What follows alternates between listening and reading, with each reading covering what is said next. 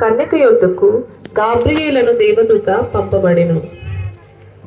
ఆ దినాలలో కన్యకలు భక్తి శ్రద్ధలతో యేసుక్రీస్తు జననము ఎవరిని పునీతులను చేయను అని ఎదురు చూచేవారు.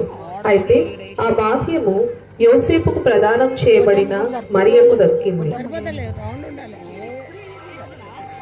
లోకరక్షకుని ఈ లోకానికి పంపుటకు దేవుడు ఎన్నుకొనిన మరియ యథార్థవంతురాలును, పరిశుద్ధురాలును, ప్రార్థనా పరురాలుగాను, విధేయురాలుగాను, ఉత్తమురాలుగాను ఉండెను. అలాంటి మరియ ఒకనాడు ప్రార్థించుచుండగా గాబ్రియేలను దేవదూత లోపలికి వచ్చి ఆమెను చూచి ఇలాగు సెలవిచ్చెను: దయాప్రాప్తురాల, నీకు శుభము, ప్రభు నీకు తోడై ఉన్నాడు. మరియా, భయపడకుము, దేవుని వలన నీవు కృప పొందితివి. ఇదిగో, నీవు గర్భం ధరించి కుమారుని కని ఆయనకు యేసు అను పేరు పెట్టుదువు.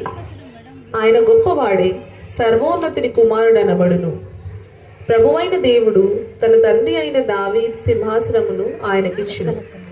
ఆయన యాకోబు వంశస్థులను యుగయుగములు ఏలును.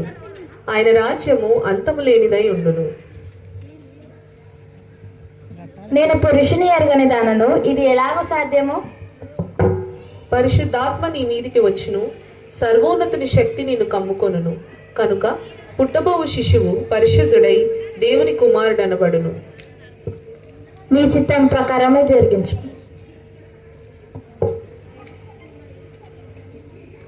అప్పుడు మరియా ప్రభువును గణపరుస్తూ దేవుడు చేసిన గొప్ప కార్యములను తలుస్తూ దేవుని స్తుతించుట.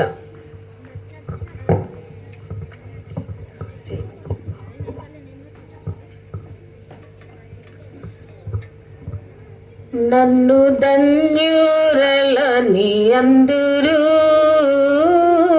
అన్ని తరముల వారు ఈ భూమిన్. నన్ను ధన్యురలని అందురు, అన్ని తరముల వారు ఈ భూమిన్. సన్నుతుడు గొప్ప కార్యము చేసెను, సన్నుతుడు గొప్ప కార్యము చేసెను. నా ఆత్మ ఎల్లప్పుడూ దేవునిలో ఆనందించును. నన్ను ధన్యులని అందురు, అన్ని తరముల వారు ఈ భూమిన్.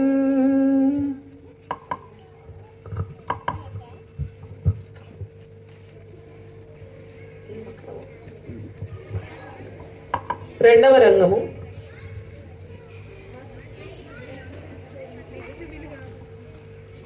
ఆమె భర్త అయిన యోసేపు నీతిమంతుడై ఉండి ఆమెను అవమానపరిచినట్లుగా రహస్యముగా ఆమెను విడనాడ ఉద్దేశించెను. ఆ విధంగా ఆలోచించుకొనుచు నిద్రిస్తూ ఉండగా ప్రభు దూత స్వప్నమందు అతనికి ప్రత్యక్షమై ఇలాగు సెలవిచ్చెను: అక్కడ బ్యాక్ సైడ్ ఫేస్ ఇక్కడ దావీదు కుమారుడైన యోసేపు, నీ భార్య అయిన